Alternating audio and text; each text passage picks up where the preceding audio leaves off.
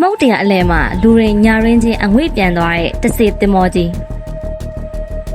ပင်လယ်ပြင်အလဲခေါင်းမှာလွင်မျောနေတဲ့တင်မောတစ်စင်းတင်မောဘော်ကိုတက်ကြည့်လိုက်တဲ့အခါဇပွဲဘော်ကကော်ဖီခွက်တွေကနွေးနေသေးပါပဲ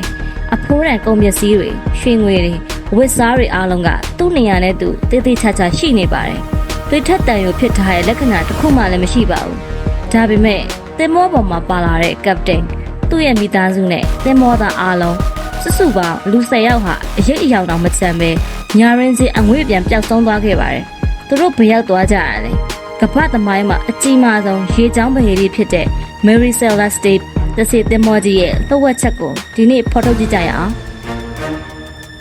History Hub မြန်မာကနေပြန်လည်ကြိုဆိုပါရယ်ကမ္ဘာတဝန်းကဖြည့်ရှင်းမရသေးတဲ့သမိုင်းဝင်ပဟေရီတွေကိုတင်ဆက်ပေးနေတဲ့ကျွန်တော်တို့ channel ကနေဒီနေ့တော့နှစ်ပေါင်း150ကျော်ကြာတဲ့အထိဖြည့်ရှားမရသေးတဲ့ကမ္ဘာအကျော်ကြားဆုံးတစေသင်းမောကြီးအကြောင်းကိုပြပြပေးသွားမှာဖြစ်ပါတယ်။ဇန်လန်းက1882ခုနှစ်မှာစတင်ပါတယ်။ကပတိန်ဘီဂျမင်ဘရစ်ဟာသူ့ရဲ့ဇနီး2နှစ်အရွယ်သမီးလေးပြီးတော့အတွင်းအကြုံရင်သင်းမောသား9ယောက်နဲ့အတူ Mary Celeste သင်းမောကြီးကိုမောင်းနှင်ပြီးနယူးယောက်မြို့ကနေအီတလီနိုင်ငံကိုထွက်ခွာခဲ့ပါတယ်။ခီးစဉ်စပြီးတလအကြာဒီဇင်ဘာ9ရက်နေ့မှာတော့Day Gracia လို့ခေါ်တဲ့တခြားကုန်တင်သင်္ဘောတစ်စင်းက Mary Celeste ကိုသမုတ်တရအလဲမှာလွင်မျောနေရအောင်တွေ့လိုက်ရပါတယ်။ချက်ပြပေမဲ့ဘာတုတ်ပြမှုမှမရတဲ့အတွက်သူတို့သင်္ဘောပေါ်ကိုတက်ရောက်စစ်ဆေးခဲ့ပါတယ်။အဲ့ဒီအချိန်မှာသူတို့ကိုကြက်သိမ်းထသွားစေမဲ့မြင်ကွင်းကိုတွေ့လိုက်ရပါတော့တယ်။သင်္ဘောပေါ်မှာလူတစ်ယောက်မှမရှိတော့ပါဘူး။ဒါပေမဲ့ဗဟေရီအဖြစ်ဆုံးကပင်လယ်ဓမြတိုက်ခံရတဲ့လက္ခဏာလုံးဝမရှိတာပါပဲ။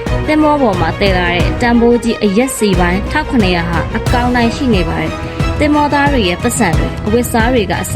ဘာတစ်ခုမှအယူခံထားရခြင်းမရှိပါဘူး။သင်္ဘောကလည်းရေမဝင်မဲ့အကောင်းတိုင်းရေပေါ်ပေါ်နေရပါ။တေချာစစ်ဆေးကြည့်တော့မှလမ်းပြတန်လိုက်အိမ်ကြောင်ပျက်စီးခံထားရတာမှတ်တမ်းစာအုပ်ထဲကနောက်ဆုံးစာမျက်နှာတွေစုပ်ပြဲခံထားရတာနဲ့သင်္ဘောပေါ်ကတခုတည်းတော့အသက်ကယ်လှေလေးပျောက်ဆုံးနေတာကိုတွေ့လိုက်ရပါတယ်။ဘာအကြောင်းကြောင့်များလုံခြုံတဲ့သင်္ဘောကြီးကိုစွန့်ပစ်ပြီးအသက်အန္တရာယ်များတဲ့သမုဒ္ဒရာတွေကိုနှိမ်ငယ်လေးနဲ့ဆင်းသွားခဲ့ရတာလေ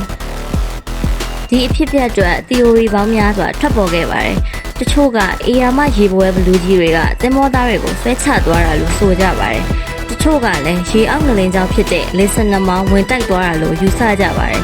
သိပ္ပံနည်းကျအဖြစ်နိုင်ဆုံး theory ကတော့သင်္ဘောဝမ်းပိုက်ထဲကတံပိုးကြီးအရက်စီတချို့ပေါက်ကျပြီးအခိုးငွေတွေထွက်လာတဲ့အတွက်သင်္ဘောကြီးပောက်ကွဲတော့မယ်လို့ထင်ပြီးကပတိန်နဲ့သင်္ဘောသားတွေအသက်လူက